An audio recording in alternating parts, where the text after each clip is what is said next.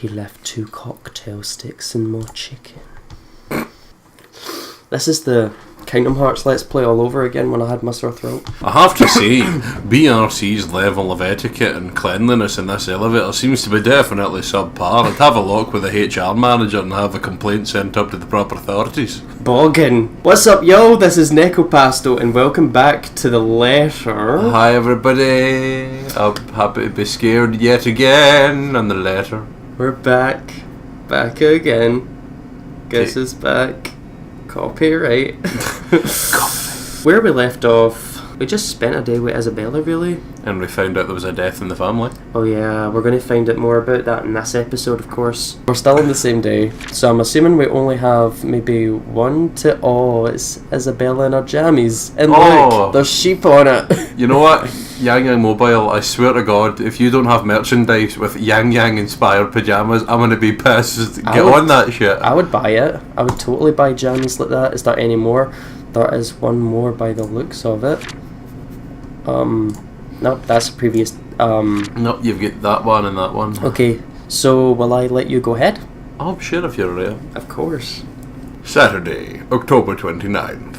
Disturbed by the ruckus outside her unit, Isabella reprimanded Ashton for the noise.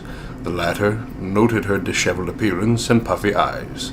Although, before he could ask about it, she brought up the issue with BRC again, and insisted they both look into it that night. I really like the art again. Aye. Oh, we keep on like gushing about the art, but it's just so good. It is a joy every time we come in here, and also it's a good safe place to hide from the terrifying gameplay. Of course, yes. The journal is safe. While waiting for Isabella, Ashton called Professor Andrew Clark to inform him of his dismissal from the Luxborn firm case. While Andrew assured him that it was fine, the detective promised to keep an eye on the case. However, a realization cut the conversation short. Oh yes. There really is a bitch. A pale bitch at that, and I think we're going to see her super soon because we are in an elevator. Who knows what's going to happen? There's no such thing as ghosts. Oh, really, bitch? It's a quiet ride up to the 7th floor, where BRC Luxborn main office is. Seb has been kind enough to switch the guest elevator's power on, just as I'm about to head for the fire exit stairs. Which is a welcome relief. I'm an active guy, but stairs, I don't want to tire out too quickly, in case things get ugly.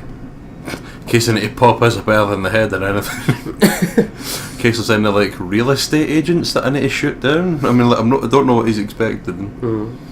There probably won't be any trouble with the building this quiet, but you never know. I swear the whole place definitely feels eerie at this time of night.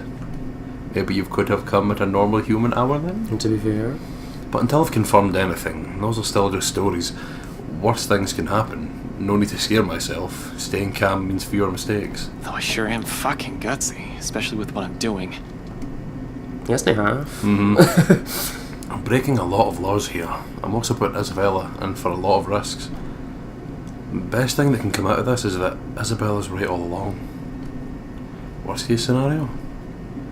1. Someone finds out Isabella's involvement in this and her boss fires her. 2. I find evidence that would implicate BRC for look right in a crime, and my meddling, if I'm not careful enough, makes it indismissible in court. Though I'll be honest, I strongly prefer losing my job or facing right over some spirit or ghost or whatever it is. I could always work around the problems with the former. Isabella could also find a better job. BRC never did pay her properly despite her efforts. But fighting off a phantom? How does one even do that? Do guns even work with them? Oh my god, if he's like in here and he starts firing like a fucking... He's like... Seb's like, oh, don't cause any trouble. Ah! Yeah, not going to happen. Oh gosh. But tonight, I'm here to fix things. If I do it without leaving a trail, all the better. Good thing that's what I'm good at. Oh, easy way in. Look where we are. Is there no a wee Yang Yang thing somewhere? Oh, in the... Yeah, it's on the paper company. The paper. What I'll probably never be good at is finding the proper words when a sitch calls for it. Can we just also notice that someone left their noodles overnight? And oh goddamn, they've been there for like 3 days. I feel bad because the person might be dead with all the murders and that going on, but still, to be fair, death is no excuse for improper hygiene. To be fair. But seeing Isabella's small form beyond those 2 doors, how she pushes through despite carrying an entirely different burden this time, how she's pretending as if everything's normal, it's difficult not to try. People who have never looked beyond her smiles will never know, will never understand. Hell, even Rebecca's probably not yet aware of this. I get it. We have other problems at hand. I've done the same thing plenty of times to protect myself, after all. But it's all in her eyes when she glances up at the few light wraps I give the door. She wastes no time in leaving the mess of papers on the table and opening it for me, though even her confusion as she takes in my presence barely hides it. Seb let you in? No, I killed him. The rough edge in her voice rings a whole different tune now that I'm aware why. But knowing is different from hearing it straight from her. I simply can't bring this up, can I? It's not a topic suited for casual conversation, and I doubt she wants to talk to me about it. As much as I want to help, there's a distance between us I'll never be able to cross. One that wouldn't even be there if it wasn't for me. Perhaps, if I had been more honest years ago and less of a coward, I might have been able to. Figures I couldn't even do that for the one person I keep telling myself that I care deeply about. What can I say? I'm a very charming person. To a rock, maybe. That burn. Stone cold. This is the closest we can get to it, I suppose. The light Blanter. Blanter? That's a place in Scotland. Oh, so it is! The light banter, the fleeting glances, or sometimes the long bouts of silence. And it's enough. For me it is. Because even without words, there's comfort. With her, it's easy. Must be a pretty cool rock then. Ugh, get over yourself. Hey now, I deserve some slack here. Today's supposed to be my day off, and yet here I am helping you out.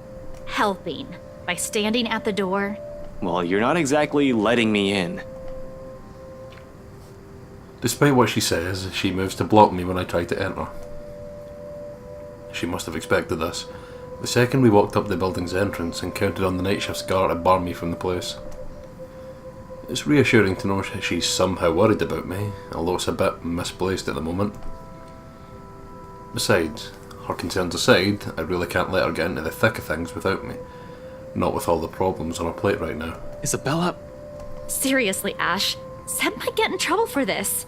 You might get in even bigger trouble with your boss. I mean, you might as well. You're already, breaking and entering. To be fair. And you're not? I need to stop saying that. I just realised I say that a lot. To be fair, to be fair, to be fair. I got that feel like Jen, I'm sorry. But it's your catchphrase. It's really not. I don't want to be known for to be fair. Well, to be fair. Already talked about this back at Zach's. It's out of the question. At least do it for Seb, please. He's a really nice guy. With the way things are going here, he's... Fuck him. On that I agree with her. Seb's not such a bad fellow. Might be a little careless with his job and talks too much, but he means well. I'd hate to see the guy leave here with a bad record in case something goes wrong. However, the anxious look she shoots back that's behind the table behind her, bring an even bigger worry. She... Oh, that was the table she had under probably when that bitch. He changed his tune, didn't he? Because in the last episode he was like, oh, he will lose his job, blah blah blah. Now he's like, he's a nice guy. Asshole, dick. He's not gonna last a month. You know what, Seb? You're a nice guy. He's a nice guy. He means well. He changes his tune. It's probably because Isabella was saying something nice about him. Who knows? Yeah. Did you find something? Aside from what you told me about yesterday? Not yet. I'm not sure. I haven't started going through the files we have in the records room. Just the ones they handed to me in rows. Let me see. Wait, Ash! Isabella, I already promised you that no one's going to get in trouble after we're done here. Even Seb. I'll make sure we leave the place clean. Her hesitation's still there. A split second of indecision as she tries to form an argument. Eventually, when nothing comes to mind, she steps aside. Okay, but we can't take the original files out of this office. Clear? Not even a single sheet. We'll just have to make a copy. Don't worry, that's the plan. It appears to reassure her. A nod, then shortly she gestures for me to follow. Passing the sea of cubicles, I can't help but take in everything in their office. A force of habit for the most part. As far as I know, BRC Luxborn used to own this whole building. Offices in several floors, once upon a time, when real estate is still a lucrative business for the company in this side of the country. Then, competition showed up and suddenly, everything's not so good anymore. It only got worse as the years went by, or so, according to the rumours. Now, the branch is just this floor, despite what the huge sign on the building's facade says. And frankly, it's not too hard to believe when one looks at the state of this room right now. A number of desks have been cleared out. Personal mementos are scarce, as if the employees have gone on an exodus. That'll be the downsizing. Probably. Still worrisome though. Of course, I shake away all of this when Isabella starts handing me the paper she's been looking through. Focus, Frey. There's no point in whining or dwelling any longer on it. That's why we're here in the first place. To find out what the real deal is the old-fashioned way. With a montage! Isabella's presence is a whole other blessing too. I couldn't imagine how long this would take if I pushed going in here alone. Is this everything? Where are the documents you mentioned? Still locked up in the records room. Do you need them now? Bring them here. Everything that has to do with the mansion's sale. Even those who worked on it during the renovations. The cleanup. Everything. Including your mandatory sign-in sheets. It's an odd thing to bring up, but at least it elicits a laugh from her before she heads for the records room. I miss that smile. Yes. She remembers. And no matter how weak the sound of it is from her usual ones, it's a welcome thing to hear. It reminds me that the Isabella I know is still in there. She returns minutes later with a thick stack of folders and binders. Oh. Urban Gerd Mansion. Oh my god! For the next half hour, we work in complete silence while we dig into everything compiled in the folders. Not an easy task considering how thick the whole thing is, but there's two of us. Thick. Thick. In fact, Isabella does most of the work, sorting the contracts, the employee list and the stuff we won't need into a neat pile. Just the files for the restoration alone makes up a stack of papers that's an inch thick. An inch thick. Can't. Third-party service providers hired for by the masonry, radiators, woodworking, plasterwork, slate roofing and a whole bunch of other things that are well documented. I said that probably too fast there, sorry. It's all good, the subtitles are there. Just try and speed through them now. Hell, every single contractor who worked on the project were listed individually, even if they were just there to do the plumbing. Plumbing is important in like a £4.5 million house. Plumbers. Like, how many toilets do you think that place must have? Probably, I don't know, about 10, possibly. Who knows? Exactly. It is a sign of wealth of how many toilets a man has. Or TVs. Or toilets in your TV. Oh, TVs in the toilet. Toilet TVs. It's a high profile and high cost estate, alright. But with that scope comes the loophole. Means plenty of room to hide something in if there's something fishy going on. Like a dungeon! To hide all of your kidnapped people! All I have to do is find a pattern. He just kind of looks at the wall and is like, oh, there it is! And it doesn't take long. Upon closer glance, despite the original owners shouldering the renovation costs, it'll be surprising if they've managed to break even on the Ermengarde mansion. With the additional expenses for the open house, the commission for their agents, and other overhead fees. At one point the negotiations to get it listed under BRC's name alone almost broke down too. Some disagreement about the listing price. The owners wanted to be rid of it as quickly as possible while keeping the worth at a profitable level. BRC was insisting on a higher amount, double what the appraiser suggested. This, plus the rumour that their branch is closing. BRC Luxborn really is in the red, and the sale of the mansion could have easily been a desperate move to keep the branch afloat. No wonder the final sale happened as fast as it did. You just know for a fact that the family was probably, I don't know how much they knew about the ghost, but probably wanted to be like, sell it, get it done. Begone! Did you know about this? No, they took it off our hands after I submitted the final documents for the sale.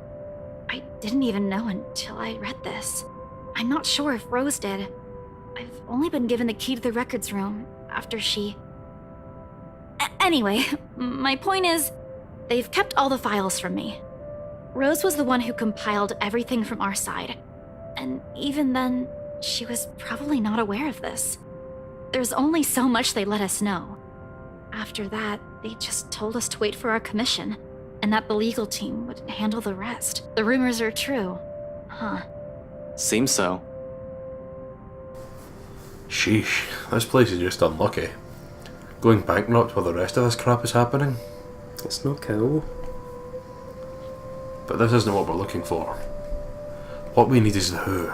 The people aside from Isabella and Cooper involved in this business with the mansion, and the how they are now.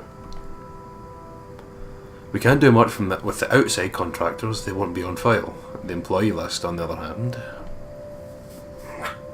Yawns on it. Even with 2 people working through the pile, the whole task takes quite a while. It's a quarter of an hour later when we put down the papers with a sigh and move on to the clients upon Isabella's insistence. For that, the sign-in form from the open house comes in handy. Something that gives me a laugh when I spy the fake name I wrote on one of the sheets. Oh, which one is it? See, there's Honorant, Luke Wright, Richard Frank, Osiah Ventug, Ashley, Charles Lasenias, Mary T. or Ty, Lauren Stiles, Madeline Williams, and Beatrice Wilde. Do you think it could be Ashley? I think it may be Ashley. Why'd I even pick this name? It sounds so lame. It has to be Ashley. I'm guessing. What name? Nothing important. Just focus on those papers you have. We need to finish this soon, before Seb suspects anything. Is that not what they called him when he dressed up as a girl? Oh. It could very well be. Think my boy likes a bit of the cross-dressing. I just skipped a bit of dialogue shit. It's not important. It was something about snatching the paper away anyway. Isabella was really rude and stole my paper. Not that there's much secret in it. Isabella found me that afternoon anyway.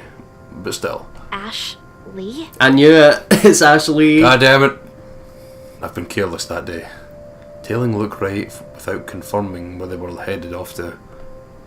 Well, the butler's terribly efficient in keeping the Wright's engagements from the public eye. There are other ways only I have given at the time of my day.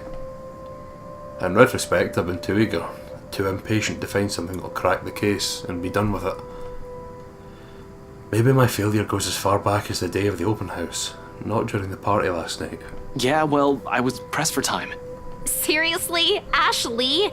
Were you even trying? Oh, come on. You didn't even notice I was the one who wrote it down. Of course I wouldn't. Only an idiot would use his real name. It worked, though. Admit it. It's genius. Who would have thought, huh?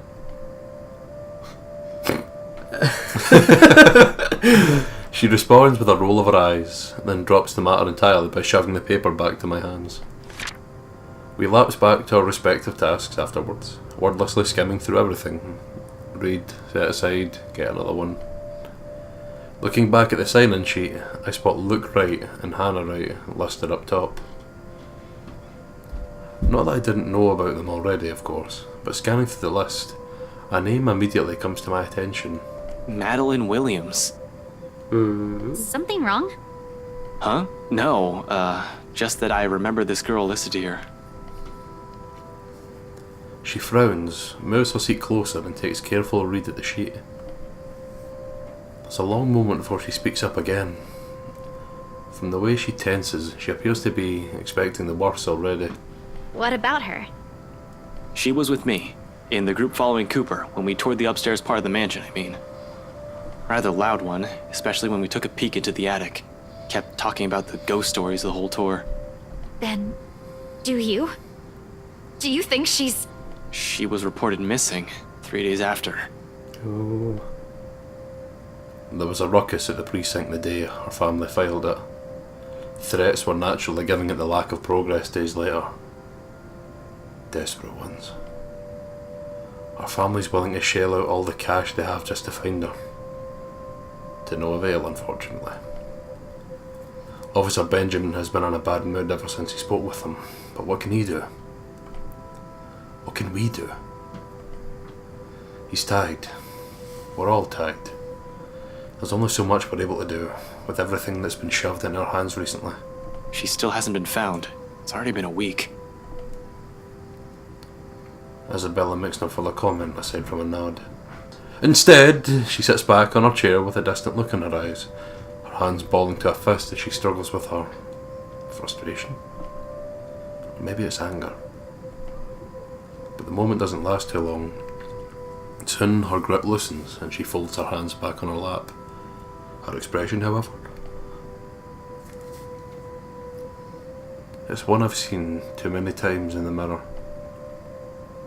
What does one say to a person burdened not by one loss, but many, who carries it on her shoulders like a badge of shame? I've yet to find the answer to that myself.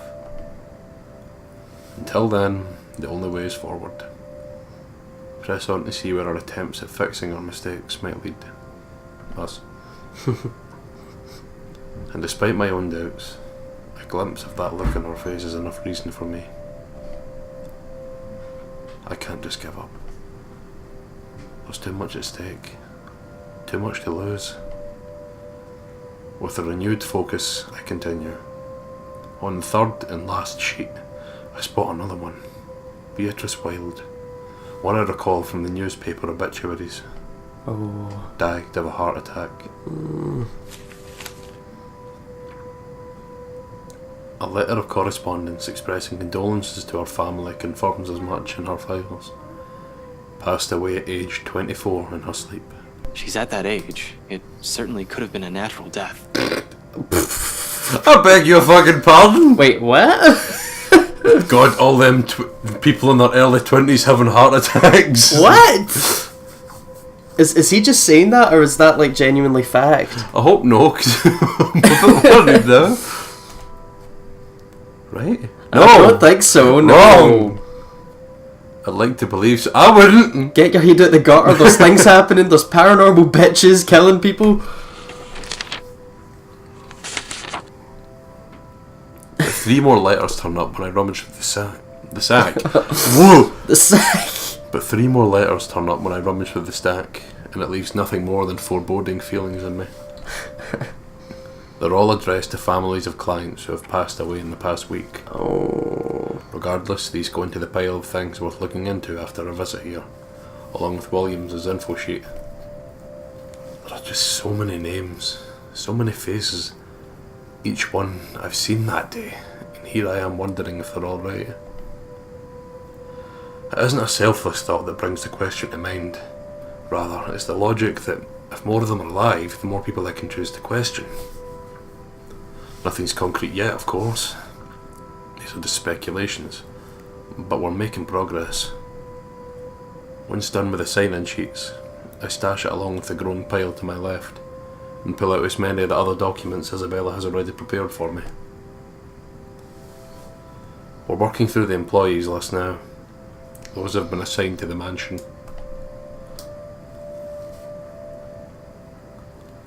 Because if Isabella was to be believed, if what she's seen and what happened to Rose Cooper is because of that letter, I need to know everyone who has possibly read it aside from the 3 of us, if they've been noticing strange things too. For all I know, these may have just been a terrible coincidence.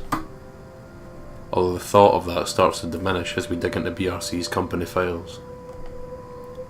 15 minutes later, the stack close to my elbow has risen from 5 to 21 different dossiers. Oh. Client and employee documentation, people who have either visited the open house or worked on the property in some capacity since the letter's discovery. Turns out there were 2 more employees who handled the mansion directly, aside from Cooper and Isabella. Christian Sai, the realty specialist, and Marjorie Jean-Marie, the estate appraiser. Mm. This C guy, he was in custody just the other day. Really? Sir John has been looking for him. He stopped reporting to work a few weeks ago. Are you sure it's the same person? Yep, this is him. Folks at the precinct said they went to his house after a noise complaint. See the appraiser? Is that no the guy that... Is that no Marianne's appraiser? Oh, I'm not sure. Did he not have like a French name? Oh, it's gonna haunt me now. Aye. Gonna haunt me like a ghost! It just goes to show how much we've been paying attention. And this person has terrible handwriting. Personnel file. Name. Oh God. They found him just acting all crazy. Had to take him in when he started getting violent. He kept screaming about a woman. A woman! A pale Figures, woman? am I right? A pale bitch? Immediately, she stiffens. I don't want to bring it up or imply a connection to Isabella's story, but that is exactly what happened. It was driving the guards mad, but he didn't last too long in there. A few hours in, and he just started bashing his own head against the wall, and, well, it was messy, to say the least. My God, he killed himself by blunt force trauma. Oh my God. Oh no, we had no idea. Is he okay? HR just marked him as AWOL because none of their calls would get through. He's in the hospital right now. Oh, he's still I alive. heard they're putting him into a psychiatric ward as soon as he recovers. He's still a bit unstable. I mean, MD that smashes their skull in. I mean, it takes a serious amount of like crazed dedication to like physically hurt yourself beyond the point of Aye. incapacitation. Jean-Marie, on the other hand. Jean-Marie! His employee file notes his date of leaving, and even when his final payment had been given. Along with it, there's a letter to his family about the appraiser being found dead in the office. Communication is hush-hush, and there's mention of compensation if they don't talk about it to the media. Inspector Abigail has often scolded me for not reading the reports on a regular basis, but I try to keep up to date as much as I can. When I do, I make sure I'm aware of the gist of what's going on in my city. This never reached the police's ears, or the health and safety executive. Do you know about this guy? You're right. One glance at her says everything. They've hidden it from the media. They've kept it from the police. It's not surprising this will also be kept a secret from someone of Isabella's position in this company. Fuck. Rose was looking for him last week. We haven't heard anything from him either. Until now. They never mentioned this to us. Business going under and someone dies while working here? Of course they want to keep that quiet. It's bad publicity. This whole thing's just getting freakier by the minute. Nevertheless, I hand the files for Isabella to make a copy of. The pages with their names, addresses, and contact numbers will do. We'll start with the ones who live within the city. You know what that kind of reminds me? See like Resident Evil? Mm-hmm. A bit closer, if that's right. See like the... You know like in the Raccoon City? Mm-hmm. Like Umbrella owned the entire city, and like people who own shops and shit, and a lot of the businesses were secretly all reporting to Umbrella and were like drugging people's food and all that. It just kind of reminds me of that, like, oh, it's a nice company, it's good, and it's doing all this shady shit on behind the curtain. Aye, to be fair. Spoopy. It's a thing. Sometimes there are things you really can't just brush off as mere coincidence. It's contagious. I've hit so much, stop yawning! In my line of work, once a pattern pops up, it's only right to be suspicious. Especially the thing with C or Psi, I don't know which one yet. It's probably Psi. It hits too close to the stuff my own friends have been telling me. All of this? That's right, start copying, bitch! It's considerably thinner than the one she brought in, yet somehow the way she hugs the folders close to herself make it seem heavier. Like she's hanging on to it with the same manner one will latch on to a lifeline. Only the noteworthy ones. And those that might still be alive. Might. She doesn't need to know that. Oh. Mate. Just because you know for a fact you don't know how quickly the pale bitch works, she might be really efficient at her job. We can't check the outside contractors, but the guys with the direct connection to BRC and the people who attended the open house should be enough. We don't have time to see how everyone's doing, especially if what you said is true. For a second, she appears about to argue, and then quickly decides against it and hides it away before anyone reads the question in her face. Then, in a too abrupt motion, she turns to the copier and gets to work. Soon, only the machine's constant thrum fills the air around us, while I keep myself busy cleaning up the mess we've made. The lack of talk is awkward, to put it mildly. Disturbing at worst. Oh. I've gotten so used to letting her just babble away whenever it's just the two of us. I could tell, however, she wants to do more. She wants to fix this mess herself, and that desire makes her antsy. But at the same time, she's learning how not to be impulsive or stubborn, exactly as I've told her yesterday before agreeing to any of this. Or maybe these so-called changes have always been with her. Dire situations have always pushed people to change after all. Although seeing this happen in front of me only makes it difficult to find the proper things to say. In an atmosphere this tense and charged, what is there left for us to talk about? Certainly not the news. What's worse is when you realise all of this in hindsight, right after you've already ran your mouth off. You know, for a house your company seems to be in a hurry to sell, they still made quite a fortune out of it. Look at this. 1, 2, 3... 6. Are you sure they're planning to give your entire share for this? This isn't a small amount, especially given the usual cut. And their accounting department isn't in the greatest shape either. Even if they don't, it's not like someone still needs it. And there's the reason why people don't let me talk. Silence once again descends throughout the room, denser compared to the ones we've shared tonight. Behind me, I can still hear her movements, sharp and precise, while she feeds the originals to the machine. Then, with one last click, all of it stops. Her feet shuffle lightly against the floor when she moves away. Something creaks softly, probably the table, as she settles her weight against its side. By this time, an apology is already at the tip of my tongue, but... Belle, Papa's gone, Ash.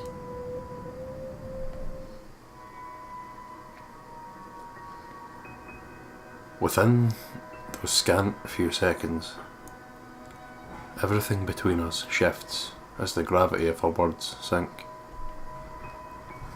Right then and there, something harsh and immovable rises between us. Death is something I'm familiar with. Almost 10 years in the police force, and it's impossible not to be acquainted with it. But this is different from those dead bodies we examine in forensics. A far cry from the victims we found on a bad investigation. Those I could easily distance myself from. No emotional attachments, no need for pretenses. Yet, somehow I still find myself grasping for things to tell her. Any words of comfort that'll dull the pain. Because even without looking at her, her grief feels palpable enough. Her pain is a mutable weight hanging over us. So, gently, I offer. Oh, I accidentally opened that backlog there. But yeah, we've got ourselves a choice, so let me save this real quick. We're on to page 9 already with the bookmarks. I don't think we should say just stay busy because we're dismissing the... I want to know about him. Yeah. I think she would appreciate it if we let her vent, you know what I mean? I think, because Ashton was like, I think he's realising he's been kind of stone cold for far too long. Yeah. So maybe... I might be wrong, but just... Tell me about him? Just, because it doesn't go away if you just kind of bury it. Aye, and we don't want that. We want closure, you know what I mean? So, tell me about him. When? I think that went up. That went up. At least just a little by what it seems. Huh? When what? Your dad. I mean, when did you find out? She doesn't answer. Not immediately, anyway. For a long moment, the hush simply stretches out before us, spanning across the seconds we let pass while we both simply stand there, waiting. And eventually, she exhales. Lightly, muted enough that I might have missed it, had I not been paying attention to her every movement. Yesterday, around 3 in the afternoon there, Mama called. She told me he passed away in his sleep, and I guess I can take comfort in that, huh? That Papa wasn't in any pain when... She trails off, releases another ragged breath hidden underneath her chuckles. Each one's mirthless, heavy with nothing but sorrow. Then she falters into silence, and for all my attempts at lightening her burden, I'm simply at a loss. Reassurances could only do so much, when her only reason for staying here has suddenly been taken from her. A hope yanked from under her feet right after it was generously given. Without that, without the one person who pushes her to endure, all of the shit we've gone through, she's going through, means nothing but a struggle. What does one say to a person fraying at the edges, slowly wearing thin and breaking? Are words even enough? What right do I have anyway? I can't give her anything apart from lies that changed me as a person, and affections she may or may not even want for herself. Because no matter how easy she has wormed herself into our lives, how immutable her presence has become, her own heart will always yearn for something else. For home. Tell me about him. Huh? About what? Your dad. Tell me about him. Anything. Just talk. Say anything you want. Doesn't matter what it is. I'll listen. Silence again. As if she's testing the weight of my question. For what purpose it is. For a reason even I can't say right now. After a while though, she starts. Reluctantly, her voice hitching, faltering, and stumbling on each syllable as she chooses her words. A rough start, but soon it steadies. And along with it, to keep company the stories from childhood and memories she's fond of. Oh, the tears. A shoulder to cry on. Achievement unlocked. Despite this, in spite of the grief choking her words off, the heart closing her throat, and the sobs racking her lithe form, she continues, like the mere act of speaking is a relief in itself. A release. She tells me of her father, the very person who named her. How she looked up to him. How she was a bit of a tomboy growing up in her attempts to imitate him. And how the man encouraged her to pursue what she really wanted. Perhaps even the only thing she ever did for herself, having grown up not wanting anything more than food to put on their tables. He told me I don't have to listen to them. That I can do what I want. Every day, he'd wake up at 4, Ash. Because he'd earn more that way. And every time, every single time, he'd give them to me. Whatever extra he earned, he'd hand them all. so I'd have something to use for my paintings. And you know what? Back home, just a good tube of paint costs almost as much as what we spend for food the whole day. But he'd always set something aside. Told me he wanted to see my paintings in a museum one day. She pours all of it out. Every little thing she loved and admired about him. Like this. It's easy to see why she has gone to such great lengths for him. Why she abandoned her dreams. Why she went against his wishes. Just to grant him another chance at life. Others will say it's her warmth that draws people to her. Or her cheer. Neither are wrong, but neither is the whole truth to her either. Because those who have never bothered to look beyond the surface will never see it. See her. See someone earnest. Someone who has always meant well, despite her underlying stubbornness. This is how she loves. Warm. Steadfast. Unflinching. You never meet many people like her. Not in my line of work. Not with the kind of people I've had to deal with.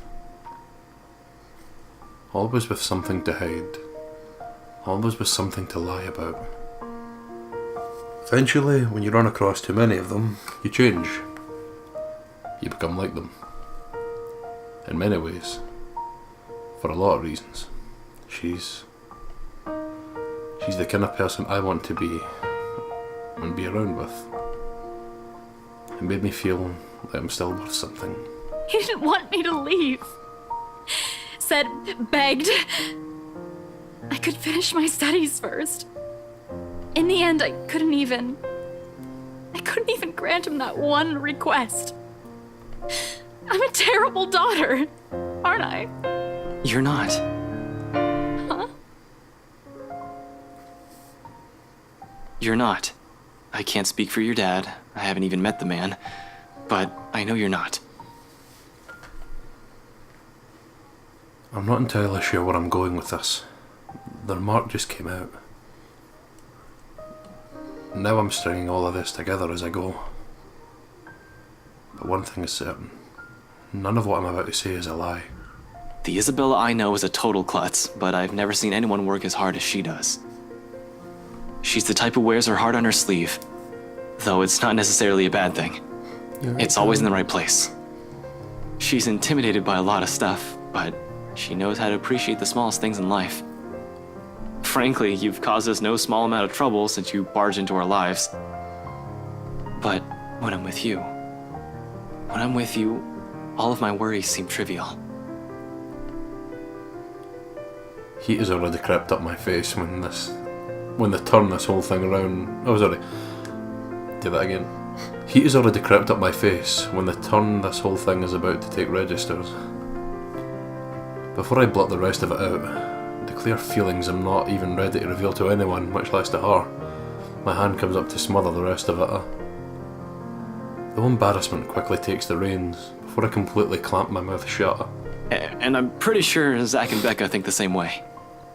You have a nasty way of growing on people like that, and you know what? We got everything we needed in here. I'll just wipe the security recordings and we're good to go. While I'm at it, you better wipe the snot off your face. And you don't look very nice when you're balding like that.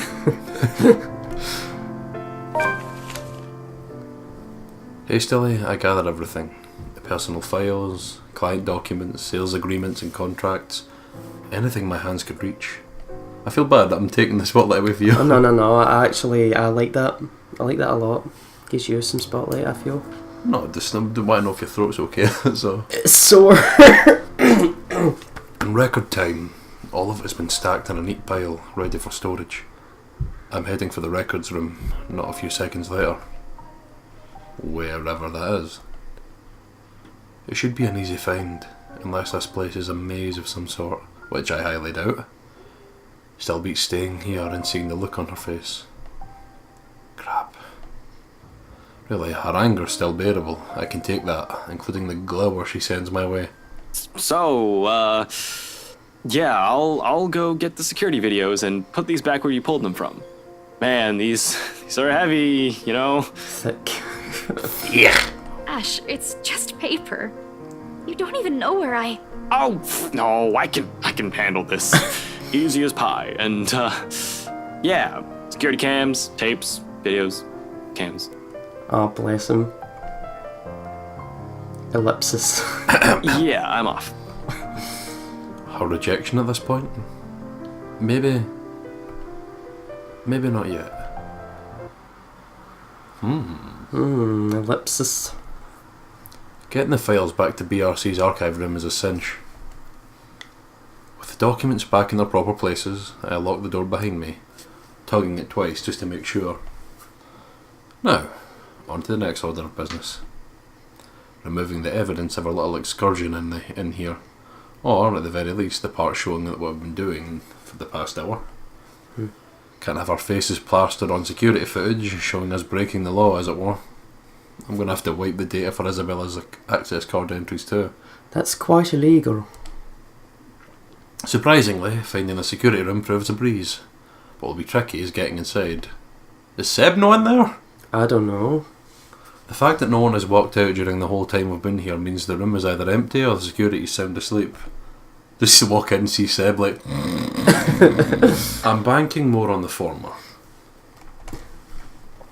If they're cutting corners and firing agents, I have no doubt that they've fired the guy stationed here.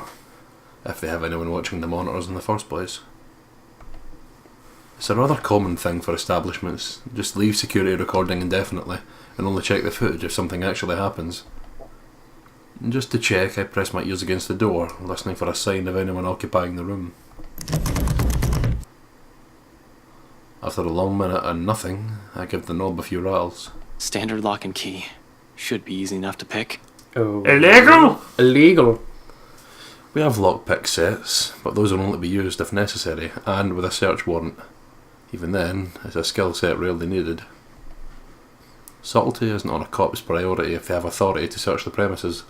Bolt cutters and brute force are the favoured methods. If those fail, call a locksmith. Me? I prefer the good old hairpin trick when those options aren't available. Besides, they're easy to hide and store for emergencies. He's going fucking Fallout in this shit. Hilarious, like Day the Resident Evil think Isabella's like, why don't you, the master of unlocking, go and see if you can get that door open? Oh my god. Ash, do you know where you're going? Don't worry, I know exactly where it is. It's like House of the Dead 2. Well, if the scary woman comes, my god. My god. Oh no. Why? 10 out of 10 voice acting. Oh, 10 out of 10 would bang. Continue. Running my hand through my hair, I pull out a pair of babapoons. Or, they call in Scotland, we call them Kirby's. Kirby's. 2 of these and I can just about open any standard lock. One makes a lever and the other makes a handle. I wouldn't call it a complex skill, but it certainly takes time and a lot of practice to successfully pick a lock. Yeah, and you don't want the Kirby to like break inside the lock. Yeah, because then you're like seriously fucked. Aye. Good thing I've practiced with them for a bit in my college years. I learned more when they're accessible and standard issue for a law enforcement officer. I'll wiggle here, I click there, and I manage to break the Kirby in the lock, so I kick it open anyway. With a slight turn of the knob, the security room's right for the picking. That's not suspicious at all. Oh. The room's odour hits me first. A sharp, nauseating stench. As if someone has accidentally spilled a gallon of bleach in the room. When was the last time they opened this place? Ugh, this place smells awful. Jesus, it's worse than the forensics lab on a bad day. This is probably because of a badly botched effort to clean the place up. Even in the dark, I can spy dark stains on the walls. Oh. Ew. Nasty. I really don't have the time to try and play is this ketchup or soda right now, but I have a strange gut feeling who the mess might belong to. As expected, no security personnel mans the office CCTV controls, and that standalone DVR setup is is open for anyone. You know, for ages I had had no idea what the hell that meant. CCTV. CCTV? Closed circuit television. Normally I'd have a heap of things to say about their sloppy security setup, but right now their negligence makes the whole task of erasing evidence easier. No fuss, no muss. Good thing this guy's an idiot. It makes my illegal stuff easier. Yes. The next one should be the access card data. Hopefully getting into the computer won't be too much of a hassle. Everything up to now has been smooth sailing. There have been hiccups. I'll give it that. Even though it does nothing to dampen the good mood I'm in. Once I shift my attention to the machine sitting next to the DVR setup, all of it swiftly evaporates. I'm no computer buff, but I can definitely recognise one more than a decade old. Simply looking at it makes me feel younger. With a heavy sigh, I power it up and mentally prepare myself for a slow slug. Slow, apparently, remains an understatement here. It takes a whole 3 minutes for the thing to start up. The OS hasn't even started loading, and in my boredom, I start inspecting the live feeds from the cams. Only 2 works. One for the view outside, everything else seems to be in order there, and the one for the main workspace where, in a fleeting glimpse, a cursory glance, but the sight of it stops me.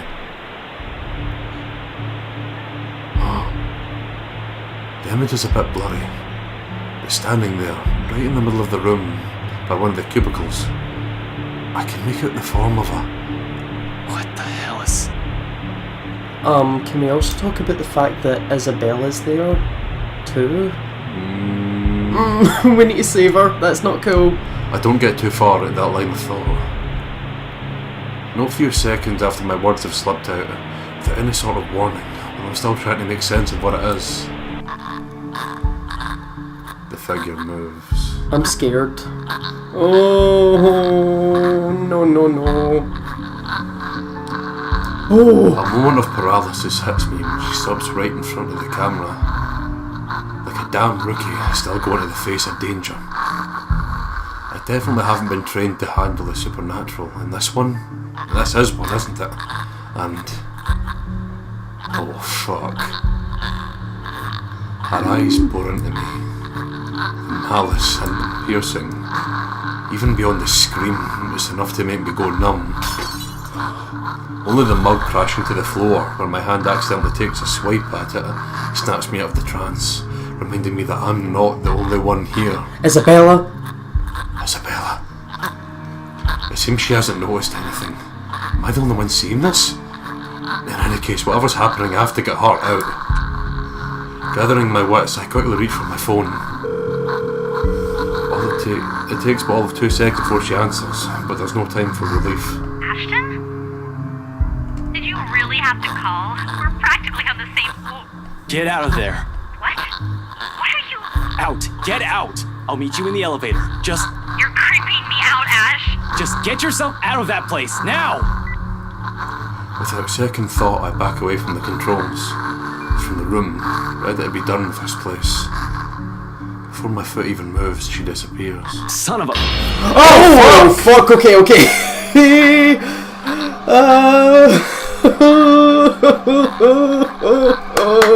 The TV's leaking. Hey, it's from that one movie! Instinct instantly takes over, and my hand quickly reaches for the gun at my side, only to meet empty air. A mistake that cost me a few precious seconds, while the paperwork I brought with me threatens to scatter everywhere at the same time. Gathering everything and myself once more, with no weapon to protect myself. My sense of self-preservation kicks in, and I lunge towards the door.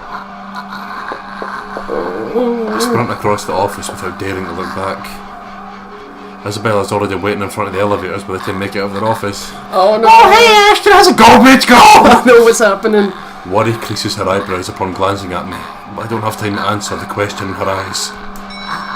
As soon as I reach her, I grab her arm, practically throw the two of us into the open elevator, and slam the button for the ground floor. I know. A sigh of relief escapes from me when the elevator starts its descent. The clicking noise fades off into the distance. Beside me, Isabella shifts, moving the stack of papers under her arm while she takes in my appearance. Concerns in her eyes, All I offer her is a small gesture of my hand while I attempt to compose myself. Breathe. In. Out. Why are we in such a hurry? We need to get out of this place. Did you get everything? Yeah, it's all here. But really, you don't look too good. What's wrong, Ash? I'll be fine. I was in the security room. From the monitors, there was a fucking... Oh, I got some spooky ass demons. Oh. The rest of what I'm about to say dies on my tongue when the elevator door stops and the doors open to ellipses. There's a moment's pause while we both take in our surrounding. Confusion's understandably there. Oh, come on! They should just replace this whole thing. No, I'm quite sure I pressed for the ground floor. We did. Right. Wrong. But it's just as Isabella said. The elevator always did have problems when I visited in the past. It's totally not ghosts. God help me. Often she becomes so angry whenever we try to get to her floor, she'll have to repeatedly smash the button for the elevator to even move. Oh, you don't say! Oh no! That was always good for a laugh. I wasn't too worried then. Now... Oh no. From the distance, beyond the light's reach, the noise echoes in my ears along with a rapid pounding in my chest. We know what's happening here, don't we? I'm getting ready for a QTE. No, wait. Isabella stiffens and her eyes grow wide at the sound. Gingerly, she reaches up to grab the hem of my sleeve and grips it hard, tight enough for her fingernails to dig through. Her eyes search wildly for the source of the sound while I stand protectively in front of her. Ash, did you hear that? Anyone there? No! I can hear you moving from here. Show yourself. No response. No response. Only the sound of something scurrying around the floor and the walls in slow, deliberate movements. Faint, though still audible enough in this hush. I'm shaking. Until it stops. A moment. We need to go, Ash. We have to. And then... Oh. As I'm certain it isn't my imagination. Against my training, my whole body freezes. Hands still mid-press on the button. Eyes growing wide while waiting for any sort of movement from further back. And ears strained for the source of the sound. If you hear any noises in the background, just ignore that. Concentrate on what's going on in this sounds happening right now. This is more important. I can't even offer Isabella any reassurances. Much as I hate to admit it, dread has seeped in every nerve in my body. The blasted elevator door still won't work. This isn't in my fucking training manual. Ash, we need to leave. I know that sound. Ash, please, get the elevator. Oh no! Oh no, it's her. Another series of shuffling against the ground, and a laughter all of a sudden. She's just there. It's Kayako for The Grudge. Like a twisted spider, she stares at us. A look of hunger in her eyes and venom in the twisted manner she smiles. A glee, and she's well earned. When the damn flies have been dropped right onto the spider's web. Ashton! Damn it! Without warning, she moves, mocking me with each unhurried crawl she takes, knowing I'm at her mercy. Fucking hell! Ashton, the door! The door!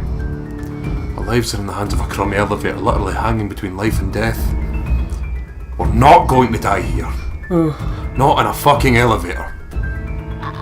Read them out to me. 7, 4, 6, 8, 9. Oh fuck. 1, 9, 3, 5, 4. 4. We're not going like this. 4, 7. Fuck! 3!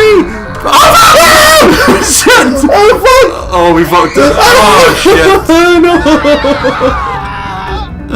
I think we're dead. Wait. We can't do this. We need to continue. We need to try this again. Please.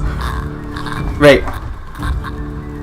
In fact, you know what? Don't read them out to me. I'll try and... Touch tape? Aye. 2, 1, 4, 6, 8. Yes. Okay. 5, 7, 962 9. Oh fuck. Ah! 2 3 4 1 6. What? 4 9. No, we're not gonna make this. We're not gonna make it. So me, Fuck that. you gotta go on. Go ahead. Fuck's sake. Oh god. Wait, And your time. This is difficult.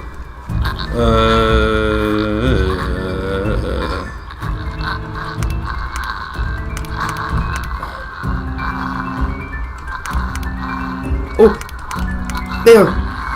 3 2 1 6 5 6 1 7 2 9. Ah! 1 9 3 2 6. Ah fuck! Ah no! Oh, she is tough. Dear God, that is hard as shit. And because I'm panicking and shaking shit. Well, let me try it one more time. Let's go. Let's do this shit. 3 5 9 7 8 9 7 8 6 3. Ah! Ah! 4. We're 8 5 1. Ah! Sod it! Sod it! I think I'm better off doing this next time. No, I'm doing this now. I'm sorry, but wait, where is it? I'm going on easy difficulty. Fuck your normal difficulty. Let's see if I can do this better. I know it's shite what I'm doing, but 7 9. Ah! Why am I 2 4 3 1 6 9 6 2 3 1 7 1 3 8 9. No! 8 6 it was. Wait, how is this still difficult? I'm gonna get one. Go ahead, please, by all means. Oh joy. Shit. Oh, I do love QTEs even though I'm scared shitless. This is stupid. 9 3 8 5 1 4 3 7 6 1 3 4 5 2 8 8 6 8 7 2 1. Fuck off! Oh! We did it! Fuck's sake! I don't care if it was on easy, bitch, or you man. Yeah, I'm taking it as a victory. Right, let's finish this bit here. Oh, as if a divine power has heard me swearing up a storm my head. The doors closed as that big lives near. Soon the elevator, the blasted thing is headed up. Isabella's knees buckle in relief. In 2 ticks, she's hugging herself without any care for the mess of papers and folders she's dropped on the floor or panic. She draws in one ragged breath after another, each brimming with nothing but relief. And thus is the most I've been tired in my whole damn life. Not during training, when my superior first asked me to drop 100, not after a stakeout, but after smashing a fucking elevator button repeatedly. I slumped to the ground beside her, worn out, but I don't let myself feel relief again, not until we're out of here. Ah! Isabella seems to be the same mind as she looks to me. Still, I find myself sharing a shaky laugh with her. We're okay. We're fine. Right? Yeah, we're good. Alive. Fuck, we should have taken the goddamn stairs. Twice I've seen it. Thrice if I include the party. Unless I'm tripping balls without realising it, there's no doubt in my mind that this is actually happening. I don't want to believe it. But the truth's staring at me in the face. It would be stupidity to deny the reality of the matter.